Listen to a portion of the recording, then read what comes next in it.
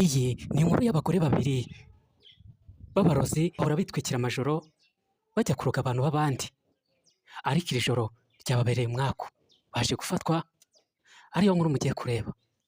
Byo reka twegere bamwe mu barogewe. Urabona impamvu abantu bazindukiye hano ni mu rugo iwanjye.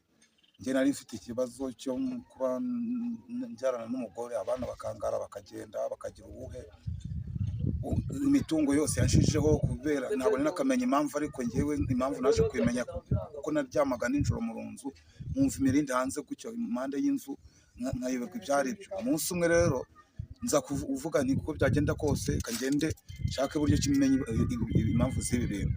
Nza gukubitana n'umuganga bita Muyango, arangije arambwira ati ugomba kunshakira amafaranga. Yari yanciye amafaranga 120, arangije arambwira ngo nimbe muhayeho 80 andi ngo nzayamwenyu.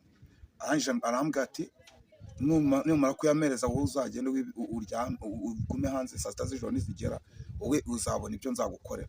Niko kugenda rero iri joro natashye ngeze mu rugo ntangira gushyamirana n'umugore, mbonye n'ubundi bimeze gutyo ndasohoka negera hanze.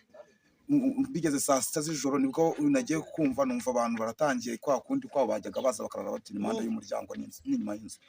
Ndabyuka mba ndasimbutse mbafasha umwe mpita mpamagara abantu ndabahuruza baraza, nabo baraza, dore abo bose ngira ngo nabo ubuhamya bw'ibyo babonye n'umurozi dore nguyu nawe turi kumwe. Ubwo ngubwo rero niyo mpamvu nanjye nakwiyambaje nkawe nk'umunyamakuru nawe ngugire icyo nawe ubivugaho, nawe urebe ibyabaye. Ikintu nanjye nakora nabaha nimero yiwe nawe mukazamuhamagara. Iyo nimero y'uwo muganga, nimero ye ni 072 18 47 238.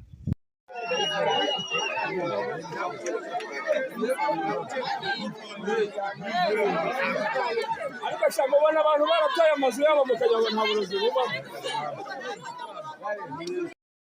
Abari kuri Kigali News 150 niho wamushakira. Dore n'umudamu nguyu nawe yabibabwira, dore n'ubu ngubu aratwite, inda nyinshi zavuyemo, abana benshi barangaye, ariko nizera ko bw'amahirwe ibintu bitangaza bibaye, nizera ko n'ibindi bizagira bizakunda, dore ko n'umugore wanjye atwite ari hafi no kubyara. Nawe yaba ubuhamya nawe akababwira ibyabaye yabibonye. Natubwire. Njyewe sayizi ndishimye bitewe n'ibintu umuganga dukoreye. Igihe nari maze mbyarira ubusa, abandi bana barangaye baragiye, ariko kubw'umuganga nabonye Imana nishimye, ndizera ko ninda ndi bubyaremo umwana muzima. Okay, dusoza, ese niki wabwira abanyarwanda bari kureba iyi video? Wababwira iki nyuma yo kubona uyu muganga tusoza video?